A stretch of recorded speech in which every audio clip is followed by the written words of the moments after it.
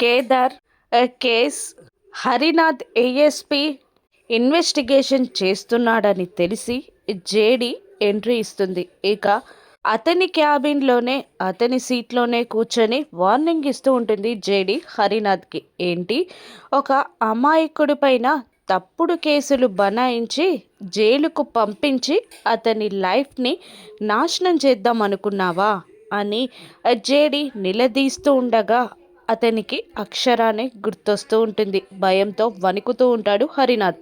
నువ్వే ఈ కేసుని సాల్వ్ చేసేలా చేస్తా, కేదార్ నిర్దోషి అని నువ్వే చెప్పేలా చేస్తా, నువ్వే కేదార్ నిర్దోషి అని ఈ కేసు కొట్టేసేలా చేస్తా అని జేడి హరినాథ్కి వార్నింగ్ ఇచ్చి లాఠీతో గట్టిగా టేబుల్పై బాది ఫస్ట్ కేదార్ని రిలీజ్ చేయి అని అనగానే చేసేది లేక కేదార్ని రిలీజ్ చేస్తాడు హరినాథ్. ఇక జేడి వెళ్ళిపోయాక మీనన్కి కాల్ చేసి జరిగిందంతా చెప్తూ ఉంటాడు హరినాథ్. ఇన్వెస్టిగేషన్ నేను చేసినా కూడా జేడీయే లీడ్ చేస్తుందంట అని అనగానే మీనన్ హోమ్ మినిస్టర్ ఇద్దరు షాక్ అవుతారు. అసలు జగదాత్రికి జేడీకి సంబంధం ఏంటి అని మీనన్ ఆలోచిస్తూ ఉంటాడు. మరోవైపు ఇంటికి వచ్చి గుమ్మంలో అడుగు పెట్టబోతున్న జగదాత్రి కేదార్లని నిషిక ఆగండి అని ఆపేస్తుంది.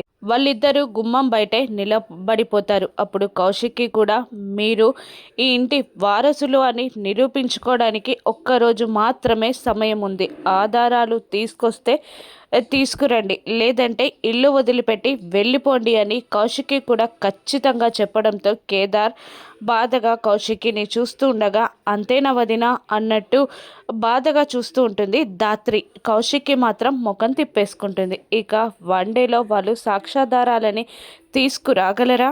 మీనన్ కుట్రని బయటపెట్టి కేదార్ నిర్దోషి అని జేడి ఎలా ప్రూవ్ చేస్తుందో రాను ఎపిసోడ్స్లో చూద్దాం. Thank you for watching.